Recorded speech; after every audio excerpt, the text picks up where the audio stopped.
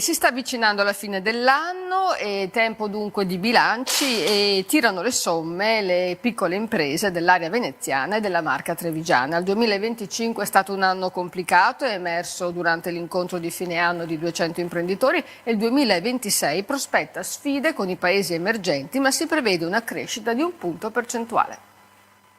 L'anno sta per finire ed è tempo di bilanci per guardare al futuro. Confapi, l'associazione delle piccole e medie imprese di Treviso e Venezia, nell'incontro degli auguri ha ospitato economisti e 200 imprenditori per capire cosa riserva il 2026. Il Centro Studi e Ricerche di Intesa San Paolo, Vederosa, prevede una crescita in tutta Italia, anche se di un solo punto percentuale. Importante sarà la crescita della domanda interna e all'estero si dovrà puntare sul mondo arabo. Nel 2026 la crescita dell'economia italiana sarà vicina all'1%, anche l'economia di questo territorio potrà crescere a questi ritmi e il contributo maggiore alla crescita verrà soprattutto dalla domanda interna, mi riferisco in particolare agli investimenti, ai consumi.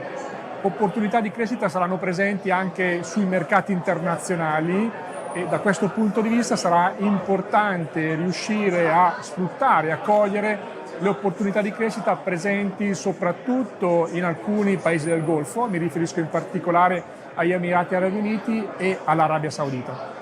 Nella Marca Trevigiana i piccoli imprenditori lamentano l'aumento del costo delle materie prime legato all'invasione della Russia in Ucraina e la carenza di personale, ma confidano sulla grande attrattiva che esercita il Made in Italy all'estero. Il 2025 ha visto un anno un po' problematico.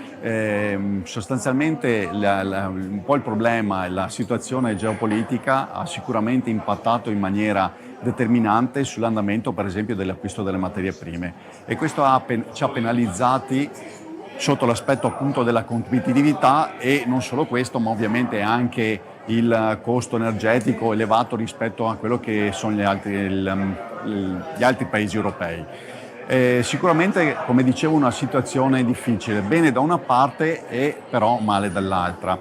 Bene perché ovviamente comunque il Made in Italy è ritenuto un valore aggiunto importante per il resto del mondo, quindi abbiamo grandi potenzialità di crescita, però d'altra parte soffriamo di alcune situazioni, come ho detto prima, che ci penalizzano. Poi l'altra cosa che abbiamo riscontrato un po' da tutte le aziende, da tutti i settori, quindi in maniera veramente trasversale, è appunto la mancanza di personale preparato, altamente specializzato. Per i piccoli imprenditori della città metropolitana veneziana è il momento di fare squadra e investire assieme per non perdere la sfida che i paesi emergenti stanno lanciando. La competitività deve essere posta in testa agli argomenti dell'agenda politica regionale. Le sfide cui si accennava sono sfide cruciali per il sistema delle imprese del nord-est, gli alti costi energetici, i problemi relativi alla manodopera e soprattutto le incertezze geopolitiche generano nell'opinione pubblica e in particolare negli imprenditori forti preoccupazioni e timori. È necessario proprio per questo fare rete tra imprenditori, proprio per avere maggiore possibilità di incidere e per fare delle scelte strategiche che devono essere fatte non solamente a livello della singola impresa, ma ci sono decisioni e svolte che dobbiamo prendere tutti assieme come sistema delle imprese della città metropolitana di Venezia.